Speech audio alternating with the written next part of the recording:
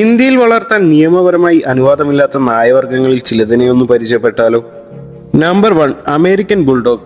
America ജന്മദേശമായ ഇവയെ വളർത്തുന്നത് പ്രധാനമായും കാവലിനു വേണ്ടിയാണ്. 27 മുതൽ 75 കിലോ വരെ ശരീരഭാരം വരുന്ന ഇവയിൽ തന്നെ ഹൈബ്രിഡ്, ക്ലാസിക്, സ്റ്റാൻഡേർഡ് എന്നിങ്ങനെ 3 വിഭാഗങ്ങളുണ്ട്. വേട്ടയാടാൻ അഗ്രഗണ്യന്മാരായ ഇവയെ ശരിയായ രീതിയിൽ സോഷ്യലൈസ് ചെയ്ത് വളർത്തുകയാണെങ്കിൽ ഇവനോളം പറ്റിയ നല്ലൊരു കാവൽക്കാരൻ വേറെ ഇല്ല എന്ന് തന്നെ പറയാം. എന്നാൽ നിർഭാഗ്യവശാൽ ഇന്ത്യയിൽ ഇവയെ വളർത്തുന്നത് നിയമവിരുദ്ധമാണ്. Number 2, നിയോപോളിറ്റൻ mastiff. കാഴ്ചയിൽ തന്നെ കൊടും ഭീകരനെ പോലെ തോന്നുന്ന ഇവയെ പ്രധാനമായും വീടുകളുടെയും വളർത്തുമൃഗങ്ങളുടെയും സംരക്ഷകനായിട്ടാണ് ഉപയോഗപ്പെടുത്തുന്നത്. ഏകദേശം 100 കിലോയ്ക്ക് അടുത്താണ് ഇവയുടെ ഭാരം വരുന്നത്.